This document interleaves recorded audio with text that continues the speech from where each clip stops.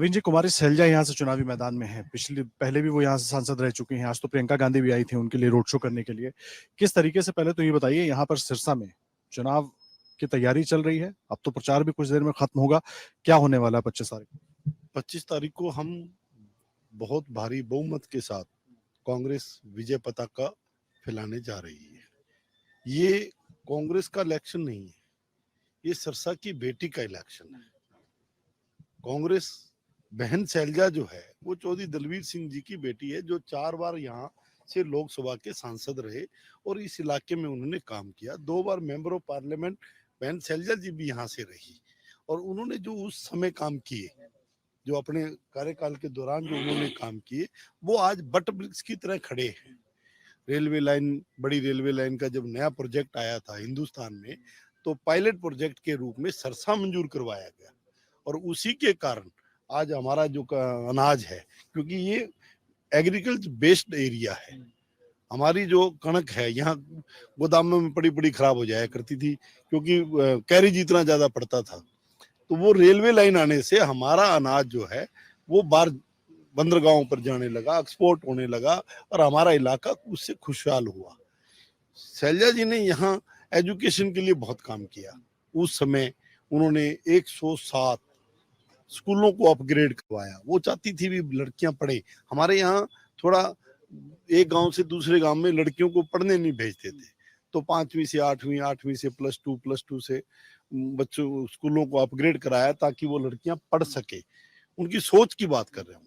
उसके बाद उन्होंने यहाँ स्टेडियम बनवाया, चौधरी दलवीर सिंह के नाम से इंडोर स्टेडियम बनाया, जो आज इस बार क्या मुद्दे लेकर जा रहे हैं जनता के बीच में? क्या प्रमुख है? क्योंकि एक तरफ बीजेपी है, वो 400 पार की बात कर रही है। आप लोगों ने एक इंडिया गठबंधन बनाया, उसके तहत आप लोग आगे बढ़ रहे हैं। क्या मुद्दे लेकर जनता के बीच जा रहे हैं? हम लोगों के बीच में जा रहे हैं महंगाई को लेकर के, हम लोगों के बीच में जा रहे हैं बेरोजगारी को लेकर के, हम लोगों के बीच में जा रहे हैं 1 लाख रुपया गरीब घर की और बड़ी को देने के लिए, 8.5 लगभग 8,500 रुपया पर मंथ के हिसाब से।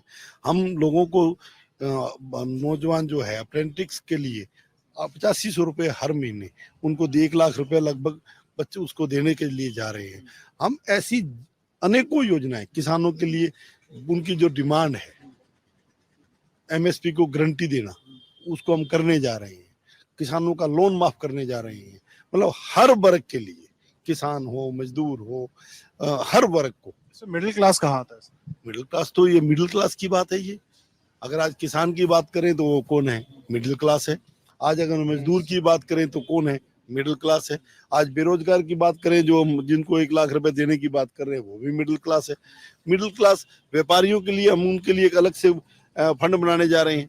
व्यापारी जो छोटा व्यापारी है उसके लिए, उनके लिए लोन को बढ़ाने की बात कर रहे हैं हम, ताकि वो अपने व्यापार को और आगे बढ़ा सके। तो मिडिल हर प्रोजेक्ट, ये मिडिल क्लास से ही तो नीचे गरीब हुए हैं मोदी जी की सरकार में, उनको दोबारा से हम अपर करके और उसको बराबर लेवल पर ले आना चाहते हैं, ताकि वो रोटी आराम से खा सके। तो जनता आप लोगों की बात समझ रही है? समझ रही है, तभी हमें वोट डालने जा रही है, नहीं तो कौन डालता है वोट? तो आश्वस्त है कि वोट डालने जा रही है। क्या एक बार परिचय दीजिए। करण दुग्गल, मैं युवा मोर्चा भाजपा का जिला अध्यक्ष, युवाओं को रिप्रेजेंट कर रहा हूँ।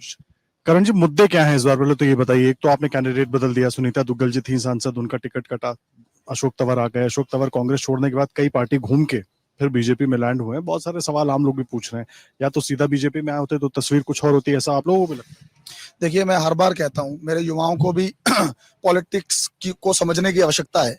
ये जो पार्टी बदलने का विषय है, ये संविधान में स्वीकार माना गया है और मैं ऐसा समझता हूँ कि वो व्यवस्था से लड़ता रहा और हम ये समझ रहे हैं कि पार्टी बदलता रहा, और वो एक नायाब हीरा है जिसे शायद नरेंद्र मोदी जी भी अगर नहीं समझ पाते तो वो खराब हो जाता। लेकिन आज यहाँ पर वो है, और 2009 में जब वो पार्टियां बदली, जनता नहीं बदली, तो कई लोग यहाँ पर हैं जिनके नेताओं ने जनता को बदलने का काम किया, कभी अंबाला से, कभी सिरसा से। मैं समझता हूँ अंबाला से अगर वो रिजेक्ट हो गए तो वो सिरसा आ गए, सिरसा से रिजेक्ट हो गए तो अंबाला चले गए। तो ये गतिविधियां नहीं होनी चाहिए। 2009 से वो यहाँ पर 2009 में सांसद बने, 45-50 हजार करोड़ के तमाम उद्योग यहाँ पर उन्होंने स्थापित करने का काम किया। के बाद 2014 में जनता ने उन्हें स्वीकार नहीं किया, फिर 2019 में उन्हें स्वीकार नहीं किया। लेकिन वो ऐसा व्यक्ति, मैं तो धन्यवाद करता हूं नरेंद्र मोदी जी का, जिन्होंने अशोक जी को ऐसा समझ करके और एक बड़ी पंचायत में भेजने का कमल का फूल दे करके हमारे बीच में भेजा। और वो 4 जून में एक बड़ी पंचायत में देश की में होंगे। फिर मैं समझता हूं 70-80 हजार करोड़ के नए आयाम वो स्थापित करने का काम करेंगे। और जो बात है, अभी वर्तमान में जो सांसद हैं सुनीता दुग्गल जी, उनके क्या क्या काम रहे 5 साल?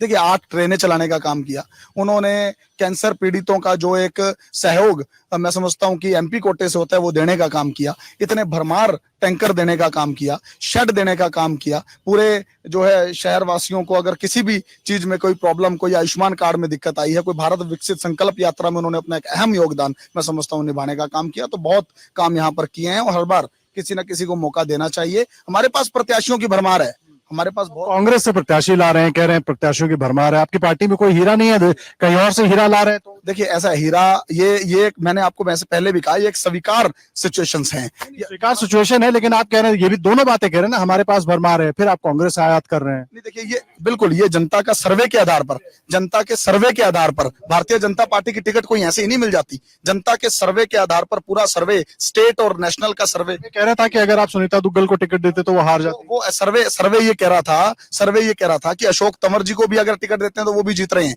और सुनीता दुग्गल जी से कोई एक बड़ी और उपयोगिता लेनी होगी, कोई संगठन में काम कराना होगा, तो पार्टी में समझता हूं मां है और उसको पता है कब क्या किसे कुछ क्या देना है। तो आश्वस्त है कि अशोक तंवर, वो जो हीरा आप लाए हैं वो सिरसा के मस्तक पर चमकने वाला। बिल्कुल 100% 4 से 5 लाख मतों से जीत करके देश की बड़ी पंचायत में जाएंगे। एग्जिट पोल 2024 1 जून शाम 6 बजे से, लोकसभा चुनाव के नतीजे 4 जून सुबह 7 बजे से। देखिए चुनाव नतीजों से जुड़ी हर खबर सबसे पहले, सबसे सटीक, केवल अमर उजाला पर, amarujala.com।